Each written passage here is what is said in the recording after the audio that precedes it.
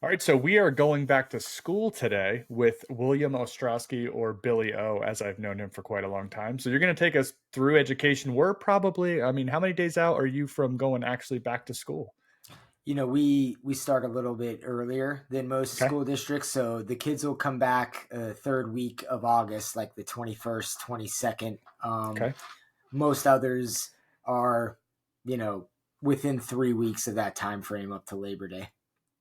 So I've always wanted, and this isn't actually one of the questions, but this just came to me. Like, what do you do? Do you have your summers like completely off? Like, are you just chilling, or what do you fill it with? Yeah, so for me, like if you're a teacher, you get a little bit more freedom, Okay. obviously. You're able to fill it with a summer job, more work, more relaxation, hopefully planning for the school year ahead.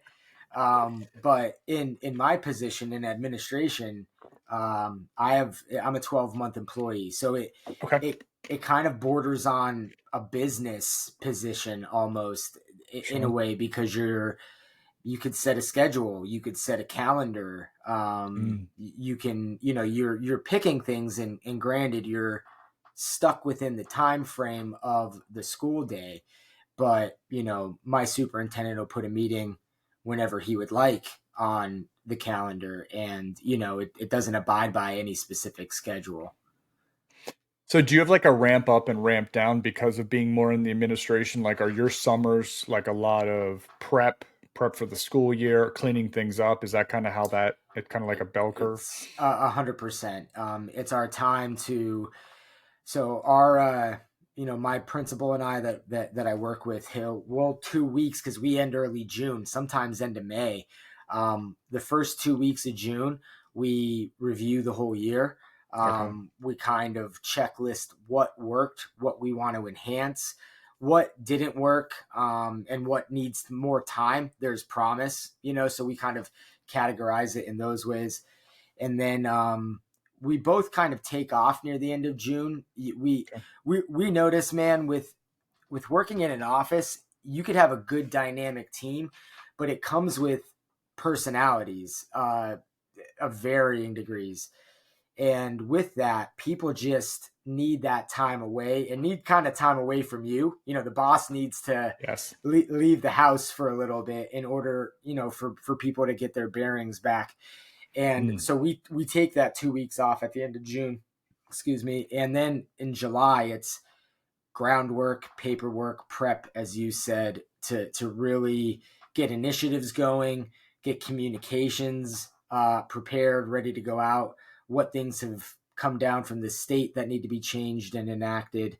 There's varying things, but it's mostly prep. Like, you're not solving too many problems. You could actually have a vision, so to speak, because when the school Mm. year's in, it's high problem solving. Yeah, it's interesting you mentioned about stepping away. So I've realized that I'm a 60-day person before I reach like my limit. Like, I every 60 days I got to take like a mini or a long weekend or something, or get away, not only for Mm-hmm. myself, but I can feel for the org. Like, I'm just like, all right, I need to, because I become the worst version of myself. So then it only is annoying for everyone around me, probably including my family, but they're the ones that have to still deal with me. But yeah, it's interesting to hear that, because I know a lot of people who don't think in that frame. And I think, and maybe it's a generational thing. I'm not really sure. I just know my limit is like that 60 to that 3 months. I'm way too far past my barometer. Yeah, we're very cerebral generation. We think a lot through more than our predecessors did, right? And for you and I, like that 60 days, I probably stick to that as well. I mean, Mm. I was actually just looking back, talking to our human resources manager about something, and we were just talking about the amount of days we get per contracts, and because my goal is to be superintendent, so like I'm trying to pick every category that I can to learn more. And we were just kind of getting into like how often you take days, and like what do you really take days for. And I find that when you're solving a lot of problems, you're really putting a lot of care into the thought of Mm. solving those problems, whether it's creating something or human interaction. you need a break. Like, you need to refresh. And if you work for a company and they give you those days, that's why you have the days. So I find it very important to kind of do that and then have a good reset at some point in the year, whether it's end of fiscal year, around a holiday, extending a holiday when there's not, in our case, much going on, no homecoming, no testing, no, anything that would get in the way. And it helps your mindset. It's really good. I want to peel back. I want to talk a little bit about your career path so people understand your kind of extensive career in education. So you went from mathematics instructor, assistant principal, director, district safety director, and a lot of what you're doing right now with assistant principal, correct? Yeah. Yep. What That's correct. so I don't know if I've known you for a long time, but I don't know if I've ever asked you, like, why did you pursue education? So this is it's an interesting, it's as it always is with me, it's a loaded question. To simplify it, man, without getting too philosophical and into the weeds, I believe my father wanted to be a teacher. He had a criminal justice path at King's College, opportunities right away. Yep.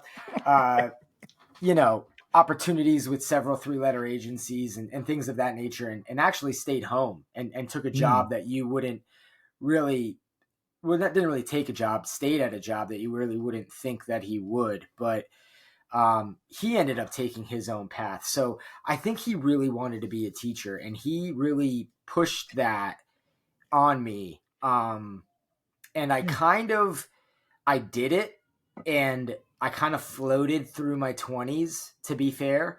And I ended up through that time really learning a lot and being able to put a package together that kind of enhanced my own skill set. So when I got to a certain age and got married and wanted to start a family, it was kind of like, I need to kind of dig into this and buy into this a little bit more. I moved away from Wilkes-Barre, which I never thought I would do.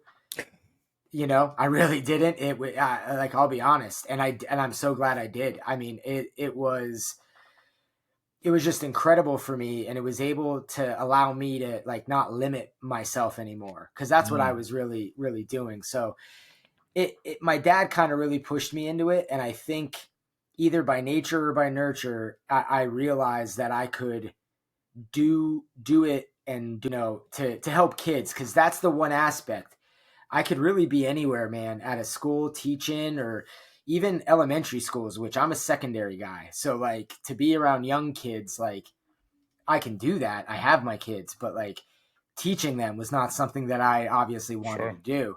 But we had a kid in a extended school year program for our camp sitting on the ground giving our pupil services director a hard time, and everybody was standing over him, and I sat down next to him and started talking to him, so it's those things that you're kind of realize I was naturally good at, and kids would respond to me and my personality, because I'm kind of zany and silly, and I show interest in what they're wearing, all that stuff. So I really kind of looked at those good aspects of the job and really said, maybe this is what I'm supposed to do. And my dad pushing me wasn't a bad thing. It was what I was really supposed to do. And he had a foresight that, I didn't, whether it was his dream or not. So yeah, that's kind of how I ended up there.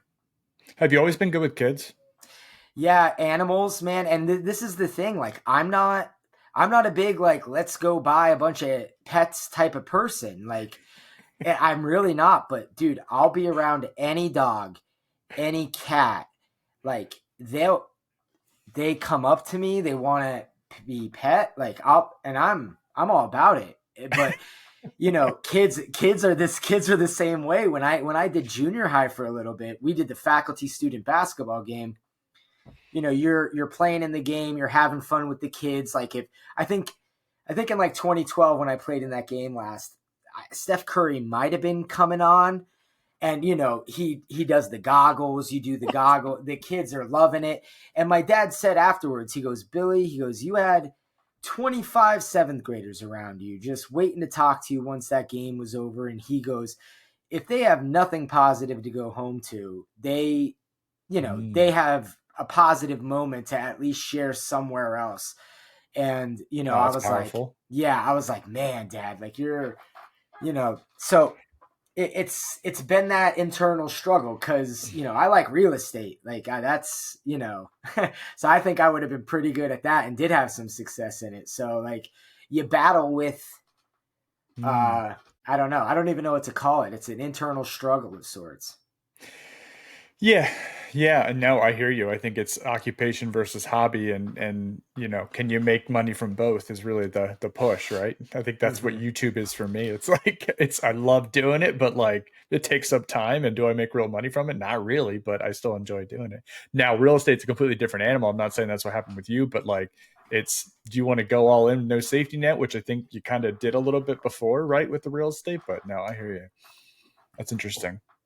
How has this is kind of a general question, but how is that journey through your education to this point? Like, can you pick out a couple points where you've seen major evolution points or jumping forward as you came through your educational kind of career path?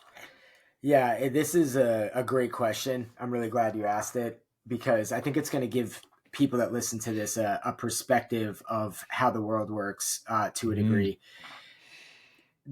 I think if you have a 30-year teaching career on average, I think you're going to see 2 to 3 changes in the way you're going to need to deliver the instruction. You know what I mean? And yes. go with the times, so to speak. And you're going to have to do that in order to have success. So you're saying, so let me pause you there. You're saying in a teaching career, you're going to have to reinvent yourself 3 times in a 30-year career. I would say if you want to not be miserable, if you want to not blame other people, the kids, and you want to take accountability and maybe have some success and have your day go by faster, because those 2 things are hand in hand. When you're having a good experience, which, look, teachers are going to have a bad day, kids are going to have a bad day. I'm talking overall. Yeah. You're going to have to do it twice. For sure. Wow. And people may disagree with me, but this doesn't mean to do anything that breaks the foundation of what you know. But there is a problem, man, when teachers teach how they were taught. And I'll be the first person to admit, my first year in Wilkes-Barre teaching math in the city, teaching like Sister Ann Joseph from Bishop Hoban High School. Bro, it wasn't it. I turned around and I was like, these kids aren't, that's not how I'm going to do this. This isn't going to work. Interesting. And so right away, day one for me, I had to go, this needs to change and this needs to change now. And I think, so if you look at that was 2007, 2008, right? Yeah. Let's go. We're in 2020. So that's 12 years later. Hello. Bam. Okay, now I get not everything happens with COVID, but stuff was going digital. Everybody's 1-to-1. Everybody has Google Drives. That stuff existed before Zoom and these platforms took off. Okay, so like what I'm about to say of the change that had to happen was already going to happen anyway. So kids need different modes of delivery. I'm about to give a presentation at our school district about this. It's called CARE. It's about getting them bought in, their attention, relevance, engagement, right, all that stuff. So they like different modes of delivery. Some kids like they're introverted. They like to read educated stuff or read things that apply to the topic that can gain their interest, but they don't want to participate in a lot of things. You have other kids that visually learn. So they're your YouTubers and people that like to watch things and figure it out and then, put stuff together. And then you have kids that want to move. There's other audio, sensory things, but like if you could do those 3 things in the classroom in either a station aspect, And having Google Drive and Google Classroom in most of these places, it's as easy as pulling things from places, recording yourself sometimes. We had a geometry teacher that was a serial packet giver. I said, hey, give those packets, because a third of your class loves that. I said, but 2/3 hate it. I said, so how about you load up some videos that you like into your Google Classroom for the kids that want to watch stuff. And I said, all these athletes up front, get them moving. Next thing I know, I don't know if you know, like alternate interior angles, parallel transversals, all that crap. Get out of here. So she's got Beyonce and Jay-Z, Eminem, like dropping the names of these things, and the kids had to move. She had the lines taped on the ground. The kids had to move with that, because I told her, I said, you like dancing, think of something with dancing. And now everybody's involved. Everybody has likes, everybody's involved, everybody, and I was like, man, like this is happening in small town Berks County. Like this could be done anywhere. And for every kid in the different cultural aspects that apply to them. When I worked at Executive in Allentown, right across the bridge from First Street, like it's a very I was different at that school, right? Sure. It's about learning about the kid, and adults or kids who never really got everything that they wanted. So we all are, man. I got rims on my, not rims, but I got off-roading rims on my truck to go off-roading because, my dad didn't want to buy them when I was younger. So it's, that's brilliant. But that's funny. So to the main point, like that's the reinvention now. And now, man, I'm going to tell you, at some point in 2032 to 2035, the education is going to look totally different in some capacity, where a teacher is going to have to retool it. Now, the foundations can still be there. A woman just retired that taught for 35 years at our school, biology. When I was sitting in there, man, it was like I was in school again, but like cooler. Getting up out of the desk, moving around, but controlled because the kids were interested.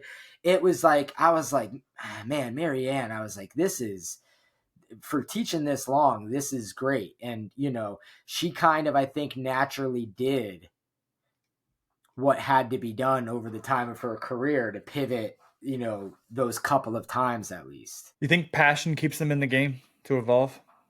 It has to. You have to have passion, and I don't even know really what else to call it. Like, I think there has to be like an awareness factor of oneself, or an accountability to go like, I'm not the best at this, or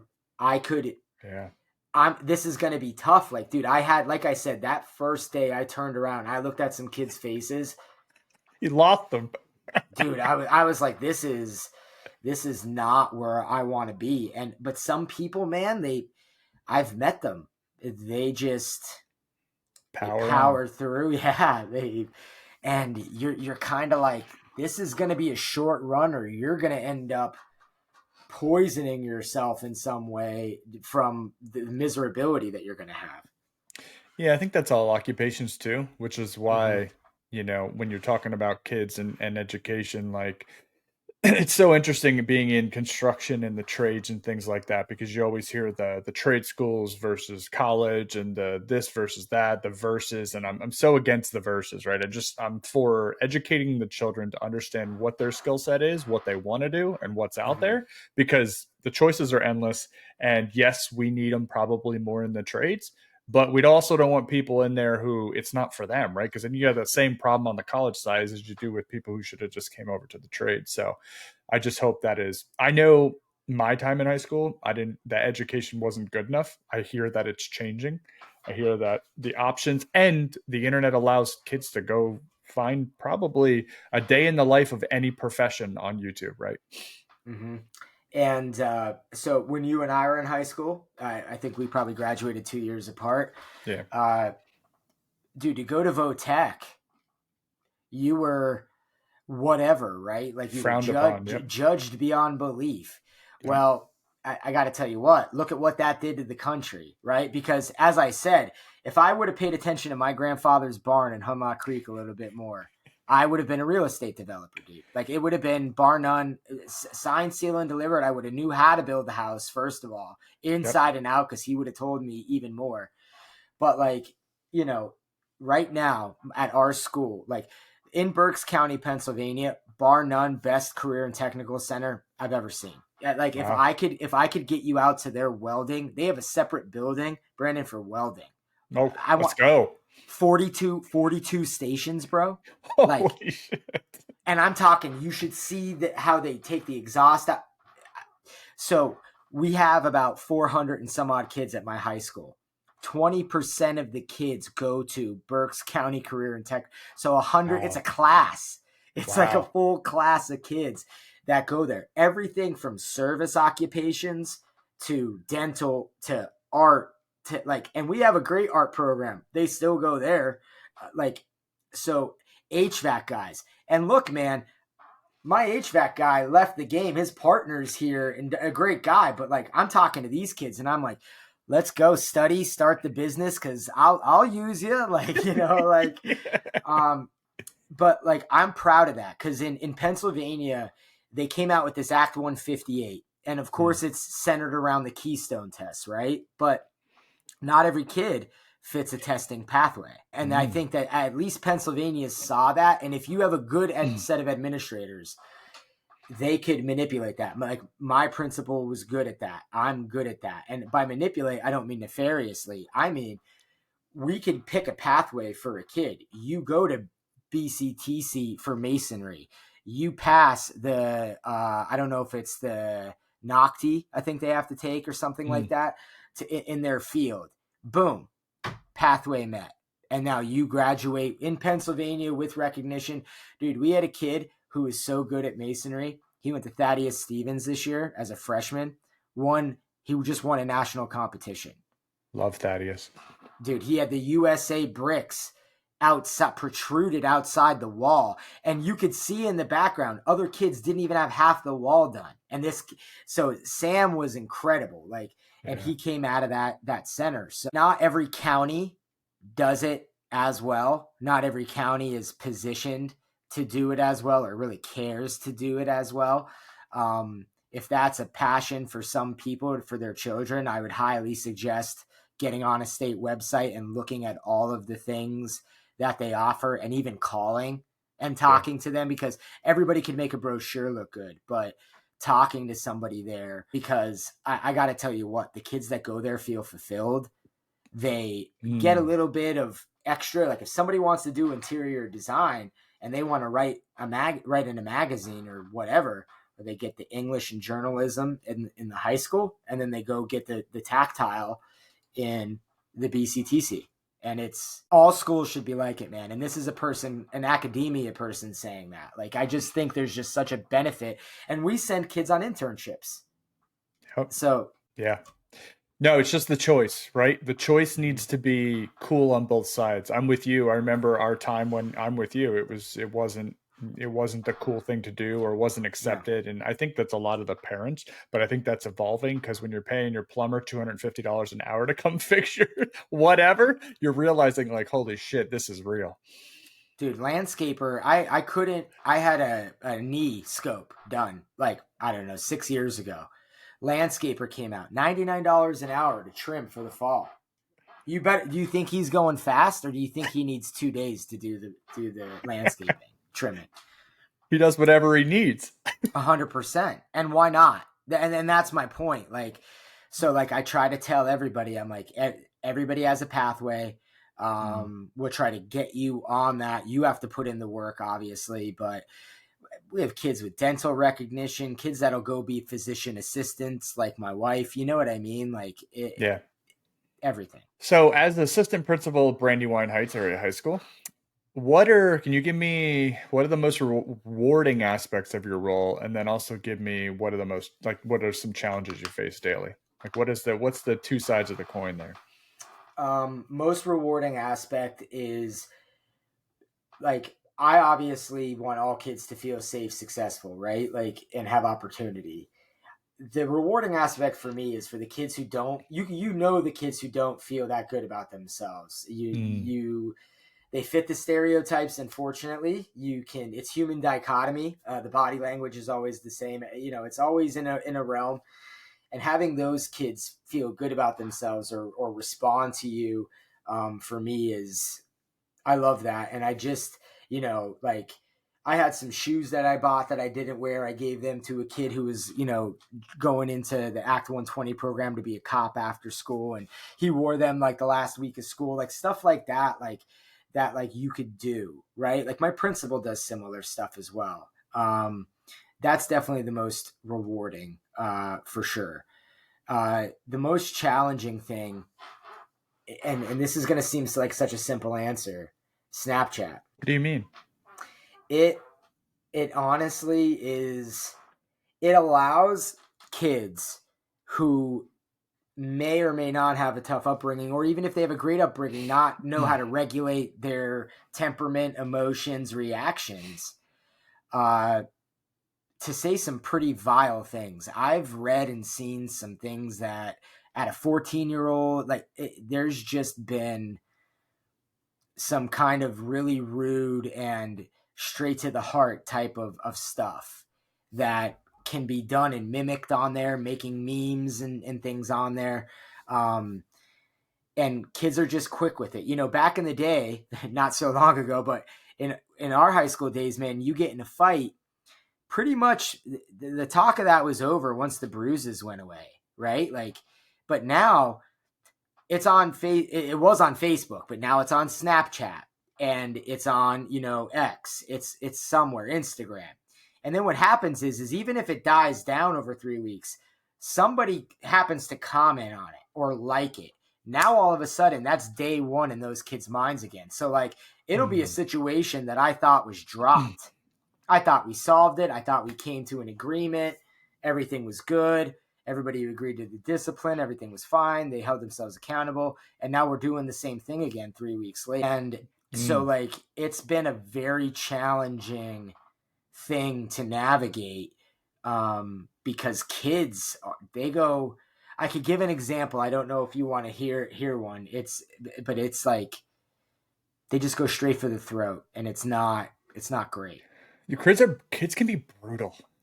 And I know there's an age bracket. I don't know. I mean, I don't know where it ends or whatever, but I think it's like, and I'm sure you look back. I can look back on times when I'm like, why would I? I was brutal. I think just kids in general are, you don't realize just because whether you don't have the emotional capacity or whatever that looks like, the empathy, I think, the EQs, all that stuff. But yeah. And I can imagine, because when you mentioned about fighting, I see bullying now as a 24/7 thing, because you can't get away from it. That you've said exactly my point with what I just said. There is no end. There's no stop point. You know what I mean? You could always remember that Joe and Bill fought freshman year, but even those memories can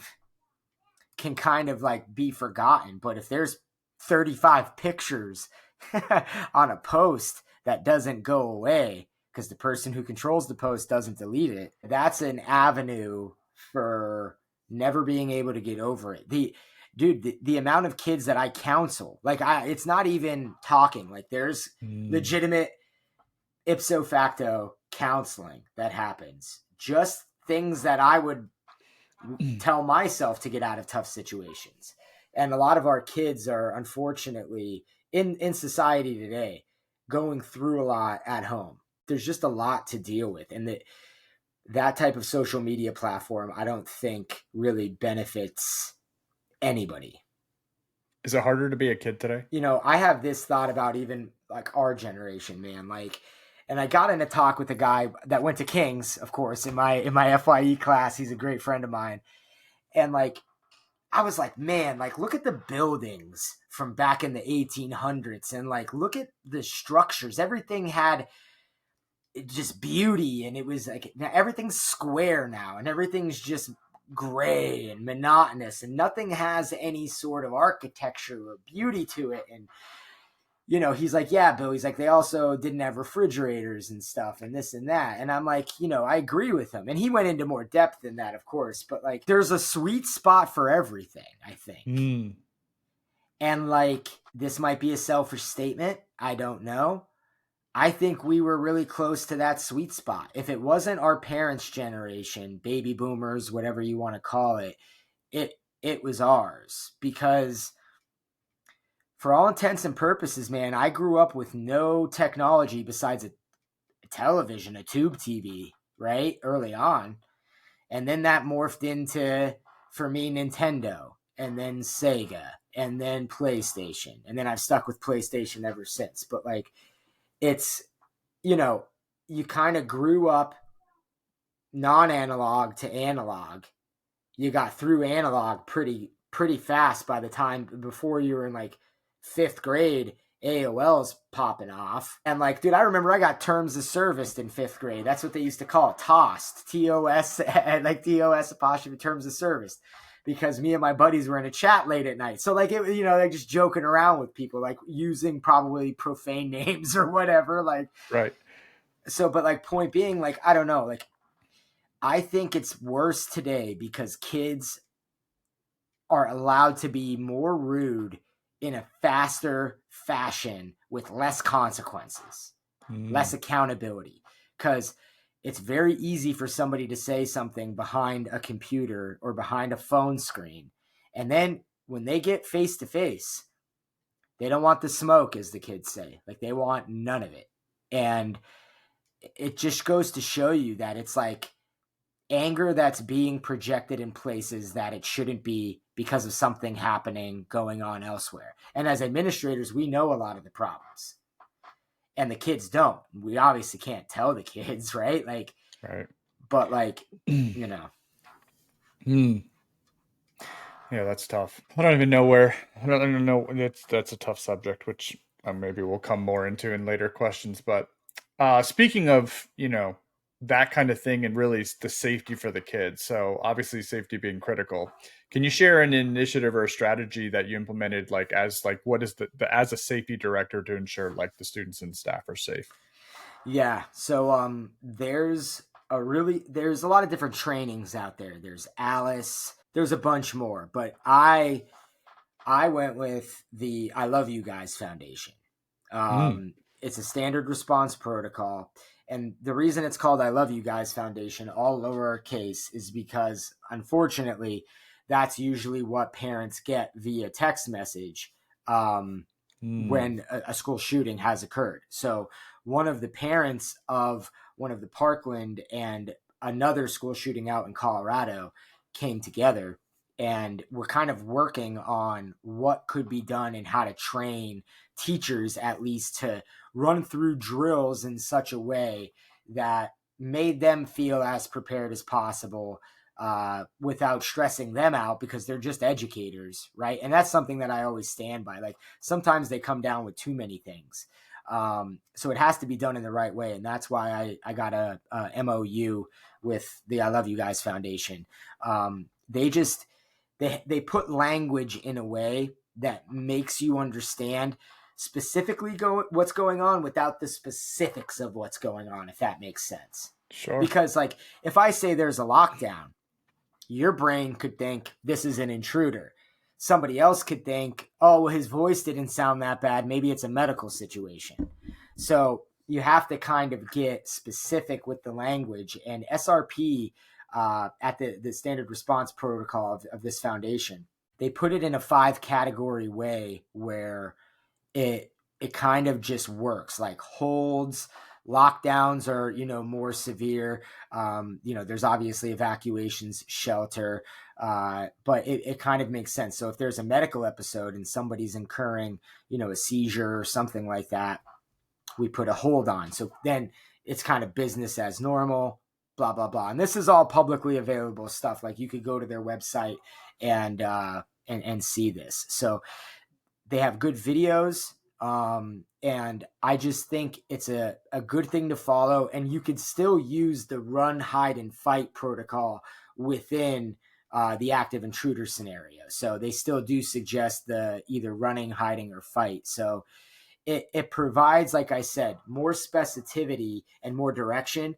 but like without getting people apprehensive when they don't need to be, or getting their attention when they do need to be. So that's something that I'm pretty proud of getting started there early on, because I think it's made the language across all the buildings, elementary, intermediate, middle, and high, uniform enough that if a teacher travels from building to building, they kind of get what they need to do. And that's most important, because, you know, if you're a elementary interventionist, let's say you're a math coach, you could help out at the elementary school and you could also help out at the high school half the day. So like you have to, you know, that's tough on a person that not only has to travel between buildings, but know two different buildings, layouts, protocols, and that person's probably not getting paid as much, you know, teachers travel. So like, anyway, but like that's an initiative that I think really helps, because it surrounds itself on communication, which is something that I've had. Has the safety protocols or safety programs evolved as well over your educational career? 100%. I mean, because of tragedy, I guess, right? Dude, tragedy, the technology boom of just the past 6 years, past 4, definitely, like safety firms are popping up everywhere. And dude, here's the funny part. I got trained. I'm a Pennsylvania Commission on Crime and Delinquency trained as a trainer. So like I could train school districts and stuff, long story short. And we went to this, I'm at this training for this protocol. This guy was from Pittston, PA. And I'm like, bro, let's pizza, talk baby. Let's talk pizza, baby. Exactly. Right. So like we're talking, and he kind of tells me a lot of these firms that start, they're consulting firms. They pull all the documents from a public source online, like a government website, and then they just do it for you. And they walk you through it as a familiar process. So they're popping up everywhere. But within the cannon fodder, there's just a lot of things that to learn, and like different grid layouts. For example, something that I'm working on now, which I don't know, it's getting bigger. Like the communication between law enforcement agencies and school districts. So like Pennsylvania State Police comes by and sees me, because we have, like, where I'm at, Fogelsville is there, Reading is there, Bethlehem, like there's a lot of state police there. So like this guy, Canine, he wants to like ensure, like, this is what we need when we come to a school to sniff for a bomb. We need layout, X number of this, X number of that, da-da-da-da-da. We want it in a format that we could leaf through, walk around with, this many copies of this many copies of that. Wow. And I'm like, this is the first time you guys are asking for this? And he's like, it hasn't been done in my 30-year career, and I'm ready to retire. And I'm like, oh my gosh. So, but that's like somewhere along the lines, man, when things started to get bigger for everybody, the communication got lost. And that's my superpower. You know, that's, yep. I can talk to a C-suite level with a bunch of suits and wear the suit and look exactly like I belong. And then I can sit down on the corner of a street in Philadelphia and eat a hot dog and look like I belong there too. And that's fine. Like, I love that. Like, so like this kind of stuff is so important, because the time, to expedite the time for safety of the kids, the staff, the cafeteria, whoever's working there, because that's what for lack of a better phrase, that's what the killer is of all that, is the time. Time is the thing. So there's just been a boom of, take a Google map of your building, lay it out on a battlefield grid, so to speak. This agency likes to use this. This agency likes to do that. One of the things that I'm working on this year is kind of the third year of that I Love You Guys initiative. So it was bringing it in. Then we did a emergency operations plan. It's like a 250-page document with new training on the annexes and everything to do over a 5-year period. And then there's, I'm doing a rock box. So it's a reunification kit. You never want to use one of those, because that means that something happened, you know? But like, I made cards with badges. It like gives like a little 5-point thing of what your responsibility is. Just focus on that. And as long as we have everybody in a spot, it allows people from what you learn about tragedies and things on how to help, how to streamline things. So there's just been a lot of stuff that has opened my mind to been overwhelming for me.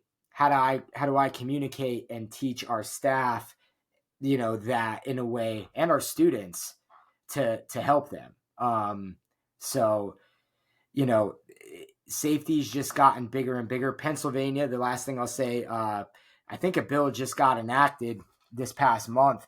You need to either have an SRO at your building, a school resource officer, security officer. You need to sign a waiver saying that as a school district, you either can't get one or are not going to pay for one, which I don't know how many districts are going to sign that waiver, because I think at this point with that law coming out, like, you got to do something. Wow. And that's just kind of how it works in the game with that. But like, even like a private thing, and some school districts are arming their safety directors. I am not one of them.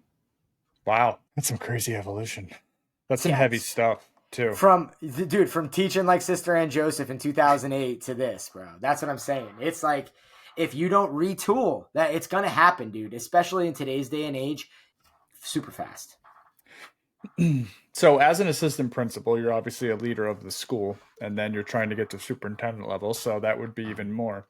What do you think your style is, and how has that influenced kind of the culture at Brandywine? I appreciate this question very much. I really do, because I just got done with one of those DISC personality surveys. Yep.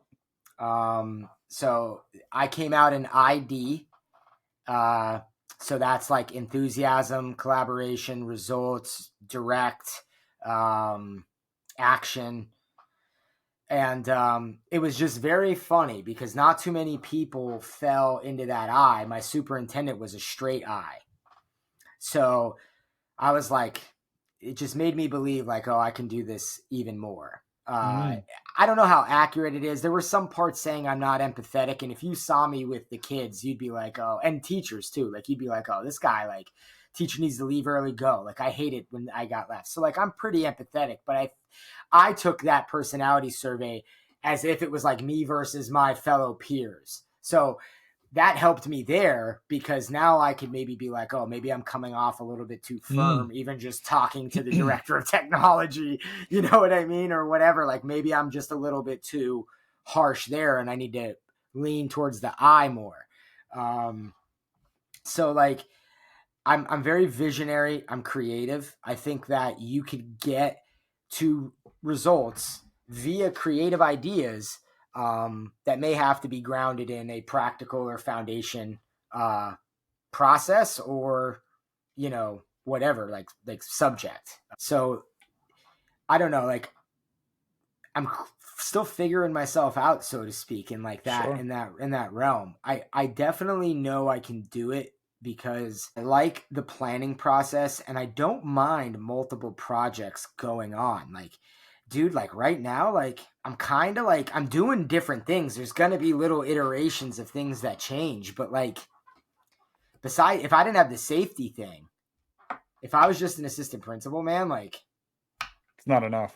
No, not for my brain. And I'm not saying I want to solve like the problems of all school districts, but like, I have no problem being able to pivot from facilities and grounds director telling me that we have a sprinkler break in the middle of the field hockey pitch to, going to our curriculum director saying, hey, like, our benchmark assessment data isn't good, like, whatever. Like, I have gotten so well at prioritizing, listing things, because of having two jobs in one job, really, that it's just opened my mind to go, I can do budget. I can do math. I can do taxes, mills. I'm a math major, Bill. Like, I lost my way for a while, and I'm like, I can do this crap. Like, and I need it. I think I do need it. The issue is like, where do I get it? And is this spot like fulfilling? But as the leader, you can kind of create it, right? So sure, that's another aspect. So I think for right now, I fall in that ID style. Okay. And I think the directness also maybe comes from, I'm the disciplinarian at the school pretty much. Like I'm the one that kind of keeps kids accountable because they buy into me because of the energy and usually how positive I am on a daily basis. And it doesn't matter if you got detention the day before, the next day I'm talking to you about the basketball game coming up or the music, whatever.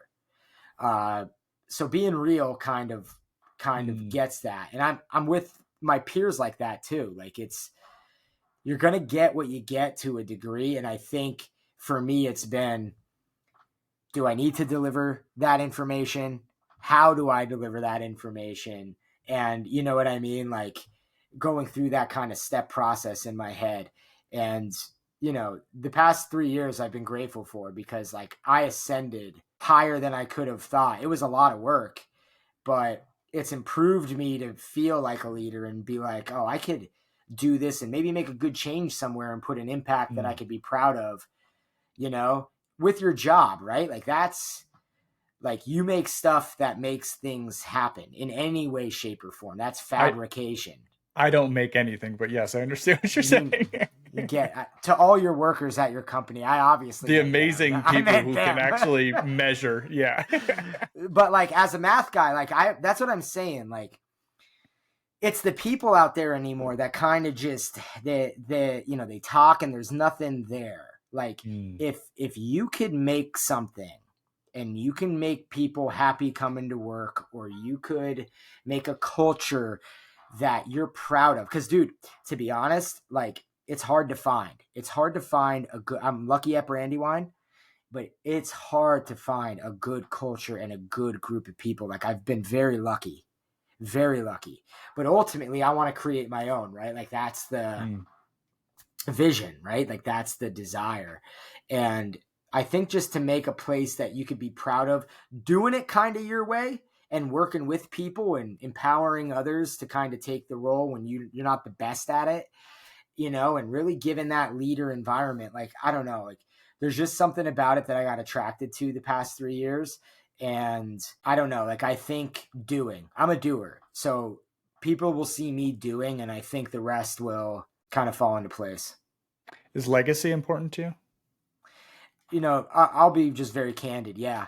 Like it is. Cause like growing up, like my dad with that whole, like, I could have did this, or I would have done this, not in a bad way, but just like explaining it to me, like it instilled in me, like, I need to leave something feeling proud. Like I need to feel proud of doing something, like for my work.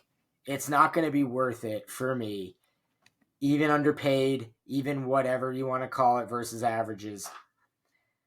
I'll work to the higher salary. You know what I mean? Like if I gain the knowledge, then that allows me to maintain that job for a long period of time, even though it took me longer, but I now get to stay in that job longer and not fade out because I don't have enough knowledge.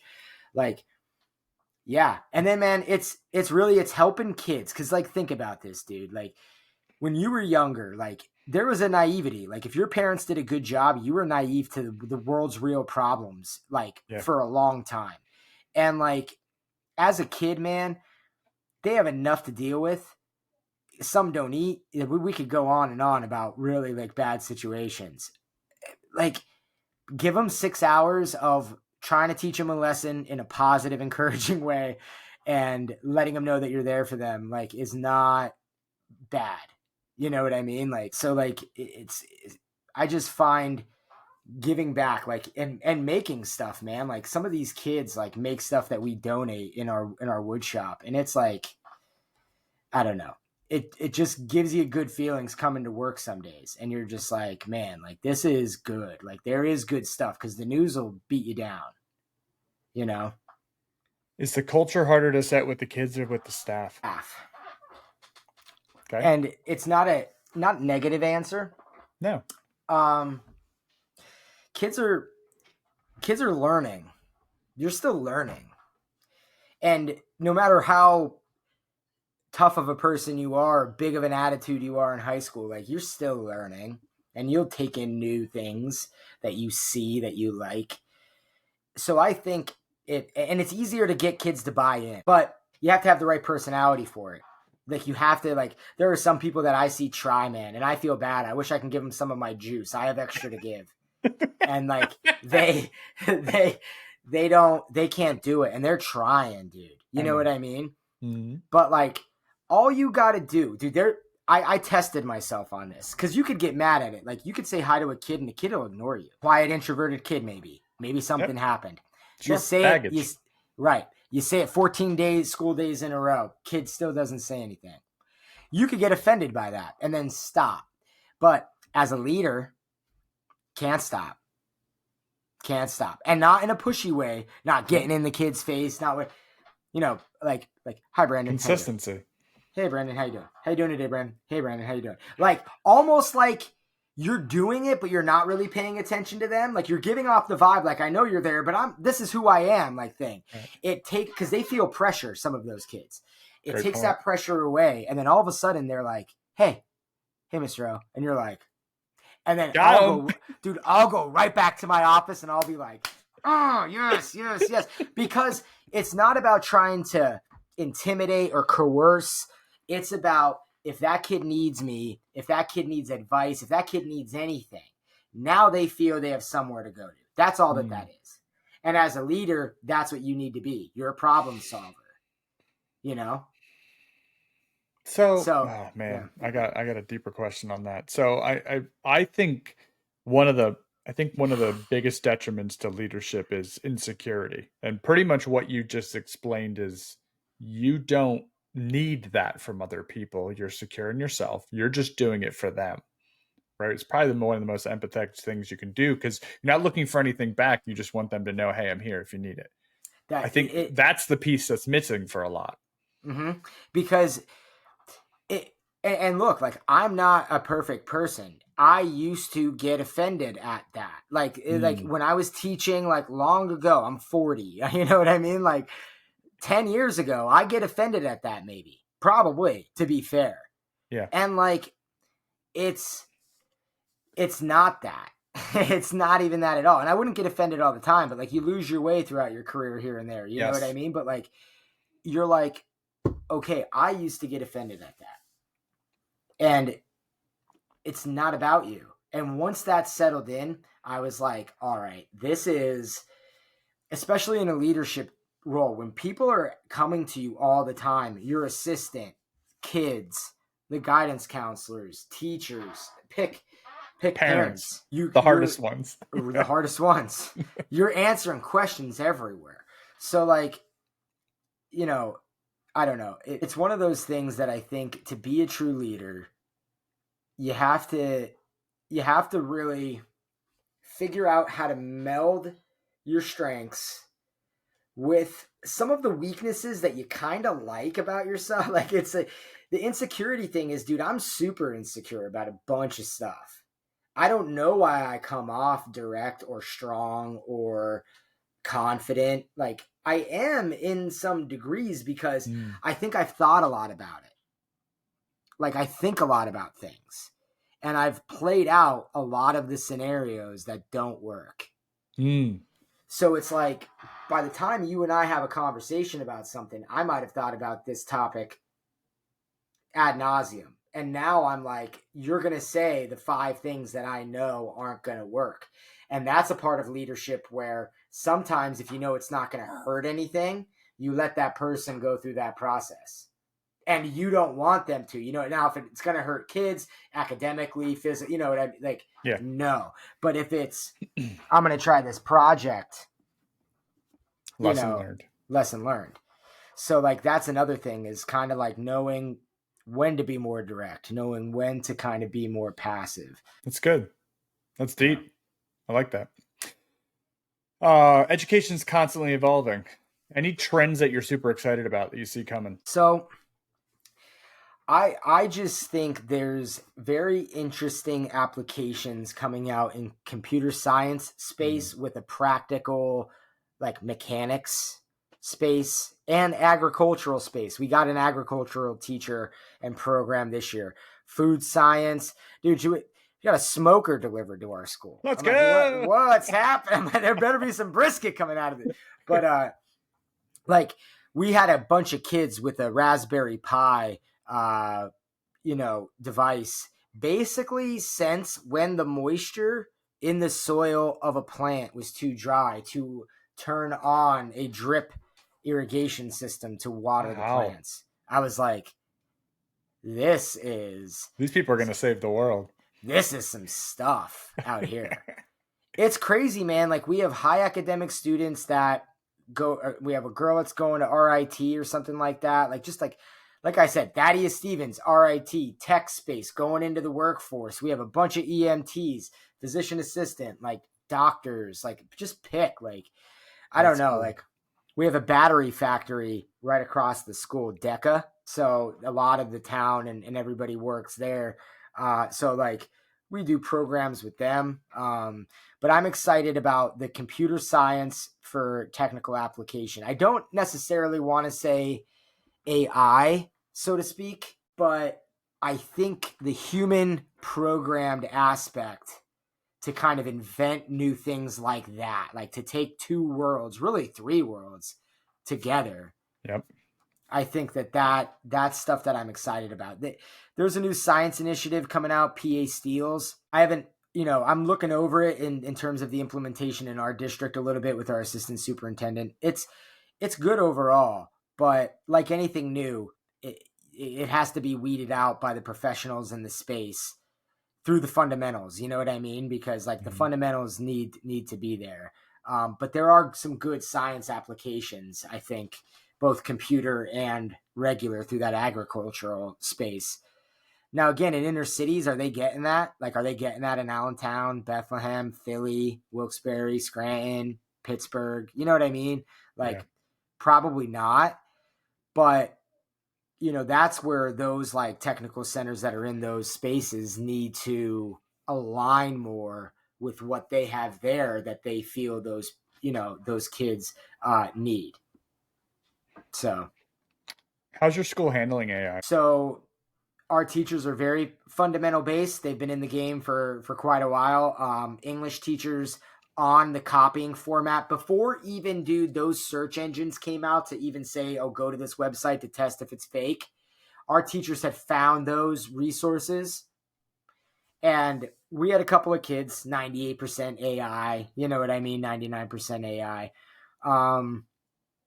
What I found more poignant about it was one of our business teachers with our freshmen. She had them use AI by putting in some things that they liked or how their business, their food truck, whatever they were making was going to be, to come up with like 5 names for their business if they were having trouble coming up with the name. Like that I like. Like that's a tool, not a crutch. Yes. That's like, hey, pump in, okay, we're doing tacos, burritos, whatever. And then he came out with Bob's Bangin' Burritos, triple B's. Like so like that kind of stuff, like just to get the project done, whatever. At least it didn't force the technology on the kid. It didn't say this was the only way to do it. It also gave them a path of, like, they had to input something to get out the result. So like, that is the authentic way to use that kind of technology. There's been other ways, like nobody really uses it nefariously in our school, really. Like the kids, obviously, to cheat here and there, but like nothing teacher-wise. But writing your lesson plans, some teachers you're using it to write their lesson plans. Look, if you're log jammed, sure. Again, it's about the input. If you're inputting, I'm stuck. If you have an outline and you have it helping you. Right? Correct. Mm-hmm. So like, that's what I think has to be taught in schools right now, is that sort of balance, just in order to keep the autonomy of just a person's thought process, because there's just a lot of people that want things to do for them. And that's why, like, I do think kids have it tougher today, because so many conveniences, there's just so many around that people don't have to do as much work, even thinking. Yeah. I mean, I've from a business perspective, I would expect anybody in a certain age bracket coming in, if I would hire them, to be like, I'm pretty versed in using it, because it's efficiency. Right. Efficiency in business means we can do more work with the same amount of people, which means you have to go hire someone else. Right. Which just means it's better bottom line. Correct. Benefits. Yeah. The whole nine. Yeah. Right. So with that, like, I don't want somebody reading through 300 pages Mm-hmm. of something, right? Or Mm-hmm. find me the best points of a presentation, right? And pull them out faster so I can review them faster. Review this long ass email that has all these problems and give me the overarching guidelines. Like, I want it to be an assistant, the best assistant literally on the planet in all of your daily. Dude, that's it's so funny you said that. I saw a funny meme out there that said like it was a woman who was like, I want AI to do my laundry and my dishes and my planning, not my art. Like I want to sit around and do the art. So like that's but that's what I'm saying. Like that's such a good use of Yes. that tool in a business space because the word you used was efficiency, right? Like it I don't know. Like I think that that is like such a great way to use that because like if you were a lawyer and you did need to read the whole entire 300-page document, like you would, you know what I mean? Like, but Yep. like if it's a time flow thing, if it's a, workplace, like it's perfect for that.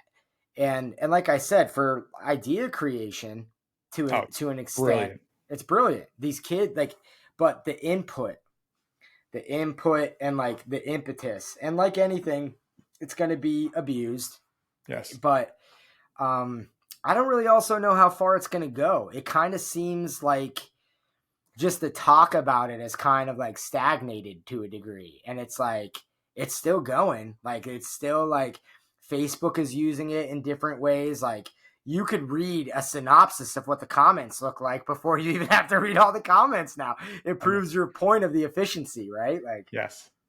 Yeah, so one thing that what was I going to say? Yeah, I mean, YouTube stuff for me from a creative standpoint, it's absolutely massive. So helpful. I love pulling transcripts as well from YouTube for long things, and it'll consolidate and give you a nice synopsis of just large volumes very quickly. The other piece that we just figured out that we can use it for, so we do have bilingual or Spanish speaking employees, right, for some of our field services, and having reviews with them sometimes can be difficult. We would bring in a bilingual person, but sometimes I don't always want another person in someone's review. So ChatGPT has the ability to do Google Translate, but way better in a live conversation format where you can set the app right on the desk and it will go back and forth and feed you what the other dude. First of all, like I'm a traveler. So if I can go to any country and never worry about talking to someone, like game changer. dude, that's a without a doubt a game changer. I mean, I remember when I was at executive, I was talking to our Spanish teachers, Carmen and Katya, about like native versus heritage speakers and how do we align classes better to get kids more acclimated and teach English kids how to interact and English speaking kids. And dude, like that whole interaction business wise, I mean, and there that's what it is. It's gonna save a lot of manpower and a lot of Yes. money, and it kind of almost shows like an initiative to be willing to at least meet that person where they're at, which is like a saying that I always use in education, like meet the kid where they're at, like Yes. It's it's so empathy. good. That's what it is, man. It's so good, dude. That's great. So yeah, we just figured that out not too long ago. I had a kind of AI specialist do a presentation for some of our older employees who haven't really used it yet. Not even older employees, some of our younger employees, just who are ignorant to it, and they were like, "Holy shit!" Like, okay, now I'm starting to understand like how because it's scary. Like I get it, it's new, and you're not sure what it's going to do. I just wanted to be an efficiency monster for people. So a couple of things to finish up here. Mentoring, obviously through your professional development, things like that.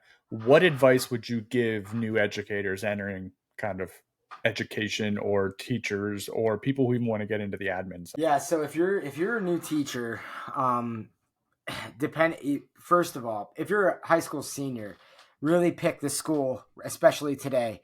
You better pick the school and look through their education department, Mm. visit the school, ask the education chair or whoever's going to be there educational questions about how they're preparing for the next generation and what they're doing because um, certain places are not getting them up to task uh, at all. if you're already in the collegiate space, depending on where you are, I would say that whatever you're ready to teach, be prepared. Now I'm speaking from a probably 6 to 12 content level Okay. teacher type of thing. For that, you're going to have to get some stations going in your room in the ways that I described earlier in the episode. You're going to need to figure out how your kids learn in the classroom and use those 3 personality types predominantly.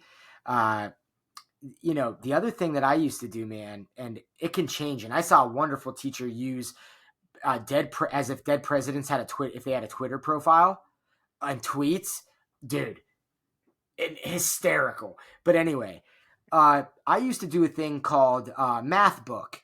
I stole it off an ELA teacher because it was called English Book. It looked like Facebook. Dude, draw your favorite picture in here. Dude, high school kids love to do that. Answering questions, computer at home. I learn from teachers who do this. I don't learn from teachers who do that. All these questions. What are they like? Blah, blah, blah, blah.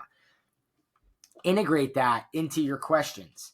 I had a Ukrainian population in one of my classes. There was a lot of Ukrainian kids. There was a pocket in Wilkes-Barre in the suburban part, right? Daniel's family was a tomato family in their village where they came from because they all growed in their backyard and trade with everybody. That's how they did it.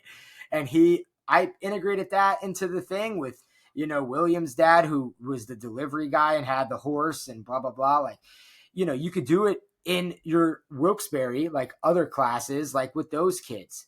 Easy. You know what I mean? Like it's so for new teachers, learn your environment, learn where you're going to teach. Because if I'm at E.L. Myers in South Wilkes-Barre, which doesn't exist anymore, I'm teaching much different and using different words, using different things than I am where I am at Brandywine. Meet the kids where they are. Meet the kids where they're at, and if you're a teacher or like, you want to go into admin, you're a teacher, meet everybody where they're at. Like, because if you're not prepared to do that for other people, don't expect, don't expect it to happen to you. It's just never going to happen. And I think everybody at times gets pulled into that thought where people will just come to me. I don't have to change. I don't have to grow. I don't have to, So to get into admin, there's a higher level of empathy that you're going to need. Maybe not.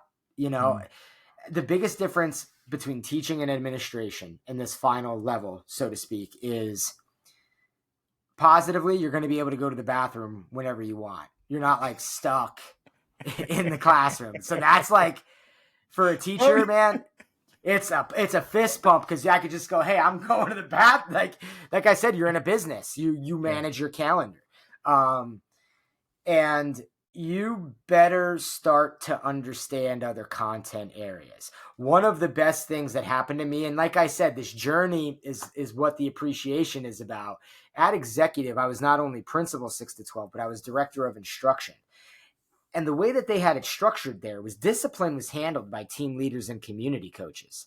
So like I really had a bunch of time to kind of perfect the craft. That's where I learned about native and heritage speakers in Spanish speaking countries and what classes should look like in America.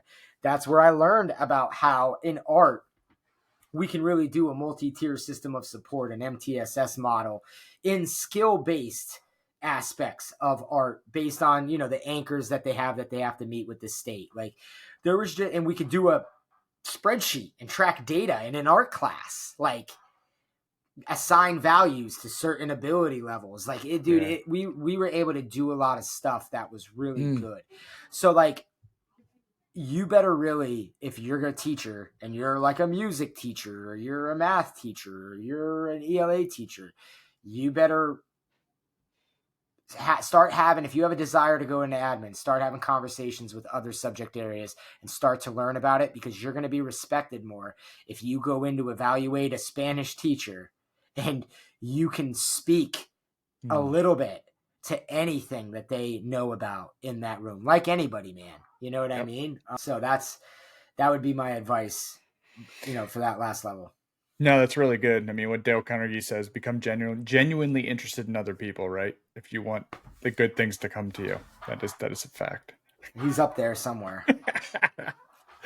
Looking ahead, what are your goals for Brandywine High School? What are some new initiatives? What are you looking at, and what's your 5-year plan? So we kind of, you know, a lot of the stuff that I put in safety wise, we want to continue with going forward.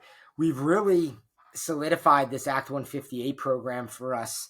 And I think we want to increase our aim period in a way to make those BCTC kids have that class. So it's a assistance, intervention, and mentorship aim. It's at the end of the day. BCTC kids they're all PM students. So we want to try to get that class in the middle of the day, if possible, to give those kids an authentic chance, either for intervention, like we said, going to a club, having a club meeting, and it's something to break up the day. So that's a vision that I know my principal and I have. We've been really working together so well. Now, look, again, just to speak to the leadership, there's been friction. Like we're people. He's a C on that scale. Mm-hmm. So like I'm up in the top of the clock, he's in the bottom of the clock, but very similar interests, similar upbringings, a lot of similarities that make us a lot alike. And we've really just developed a very good team. So it's about like kind of refining some points. We might be getting a new athletic field in the back of the high school. So potentially holding graduation out back is a big deal and might be a big undertaking. One of the advisors retired last year. So that's like short-term stuff that's pretty big. Vision wise, I think it's just about replacing a lot of the teachers that are now going to be retiring, because there's a good crop of that baby boomer age. Succession planning. Yeah. Yep. Succession planning. We filled in 2 pretty important roles this year, history teacher and biology teacher, that were there for 35 plus each. So it's really about like, just, I don't know how I want to say it, like for 5 years, like it's kind of tough because in a high school environment, it's year by year, you know what I mean? In a way. And then you have ideas in the summer, but it's like, that's why I want to do the superintendent. Because if you told me what vision do you have for the high school for the next 5 years, I'd be like, oh, the field, the graduation, the this, the that, the this. And that's what I would, and that's what where I want to get to. Because I'm kind of like getting, I don't want to use more granular. Yes, I'm kind of getting settled now, and I'm in the weeds all the time, and it's like, I want to take the flight. Let's take the flight and look down a little bit, No, that makes sense.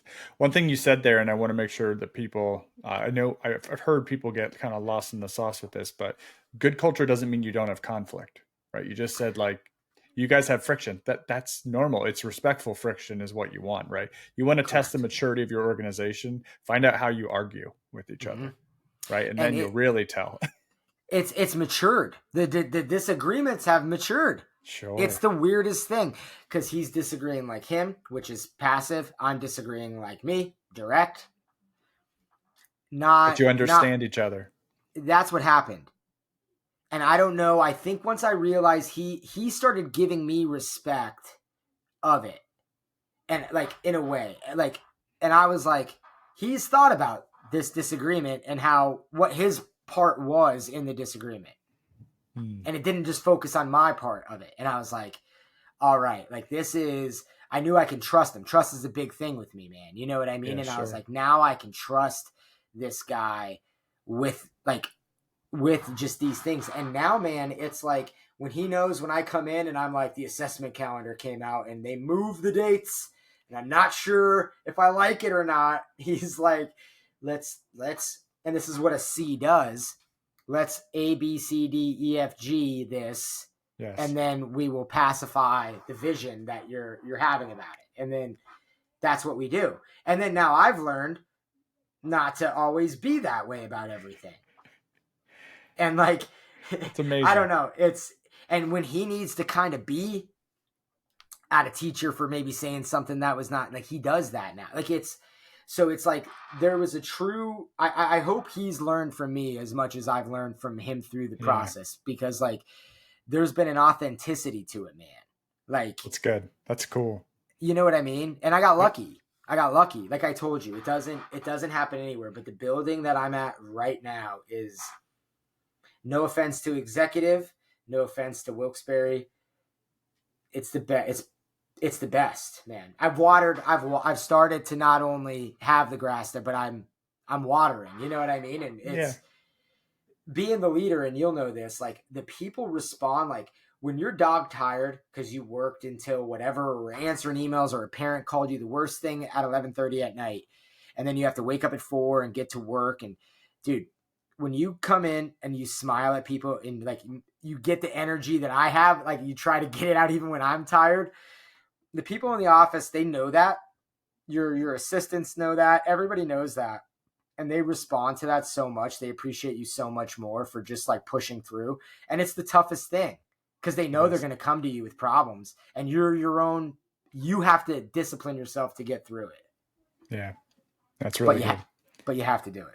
Well, props to both of you, man, for coming to that realization, because I have that relationship with my COO. He's amazing. We have that back and forth, that candor. It's not always easy, but we can disagree. But, getting to that level to have that relationship with someone in a business aspect, like it just makes work so much better. So that's awesome. Good to hear. Yeah. Yeah. That's all I had, man. Do you want to promote anything? Do you have anything going on, or do you want to promote anything personally or for the school or anything like that?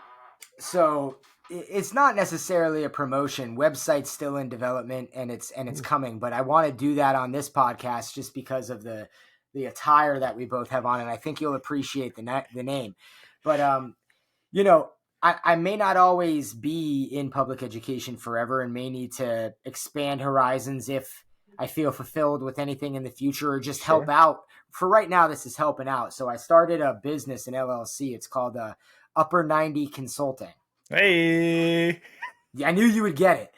So it's basically education, safety, real estate, and some AI components within, like I told you, the computing space. But not really sure. It's just mostly like I'm gonna try to aim for like schools that kind of need knowledge and guidance in a direction without having to pay the Junga bucks. You know what I mean for it. So that's really it. I kind of just, everything's licensed. I'm legit. I have an EIN. I'm full. I got a logo. So I'm ready. Deal. Yeah. Trying to get that moving, but not, like I said, right now it's super infancy, but the upper 90 will be around and trying to help in a bigger fashion, I hope. Well, that's interesting, because when you get your first couple customers, or maybe you get a couple of years under your belt, let's come back on if I'm still doing this, because my hobbies, go here and come there. Yeah. But no, I'd love to hear about that. That's so one thing I will say, and what I've really took a focus on this year was really personal branding for myself on LinkedIn. And the way you speak and the knowledge you have, start giving that knowledge away for free on LinkedIn, man. And it's only going to help your personal brand and maybe that business in general. No, I appreciate that. And I have been like, that's why I've been commenting a little bit more on yours, and they've been doing this thing that hasn't been successful yet, but I'm staying consistent with it, where I get recommended. It's like, oh, you're an expert in this educational or safety space. What do you have to say about this topic? And, I answer questions. If I feel that I am worthy enough and have knowledge about it, I answer those questions. I don't get too many hits on them, but like, I know I have to get on there more and comment more, because I think it would be valuable to do so.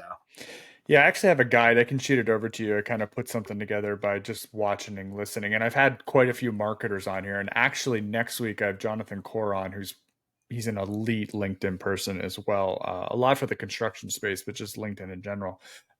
So yeah, I'm learning a lot from those people too, because I'm not a marketer I don't understand it. I'm not a philosophy, but a psychology major, anything like that. Mm-hmm. Just learning as we go. But yeah, LinkedIn's like the Wild West, man. There's a lot to grow there. It really is, man, for sure. Well, thank you for coming on, dude. Yeah, absolutely. I appreciated this so much. It was great. It's good, man, because like today was just kind of like, it's a gloomy day over here and everything like that. I was like, I need to get some talking out. I didn't talk enough today. Yeah, you got nobody around you all summer. I know, man. So that was brilliant. We've had some pretty deep, amazing conversations prior to this leading up, and obviously we knew each other through college. So thank you for coming on. Yeah, any closing remarks for anybody? No, the only thing I'll tell you is it's tough. Everybody lets their emotions get the best of them at times, and I think the key, and I'm saying this to myself, this is my own advice that I'm going to try to take, is sometimes you just really don't know what else somebody else is going on. Like sometimes people are just aloof. Sometimes people are what they are. Like I think life's too short to keep taking so many things personally offensive that you may not even be in the space of, which can be a bothersome thought for most, but I don't know. I just think people need to just start be a little bit more understanding, put yourself in that other person's shoes for a little bit. And I think the world gets a little bit better if we all try to do that. Dude, 1,000%. That's our culture behavior video this week, actually, is walking someone else's shoes. So that's freaking brilliant. All right. Thanks, dude. Awesome, buddy. Yeah, thanks, man. I appreciate it.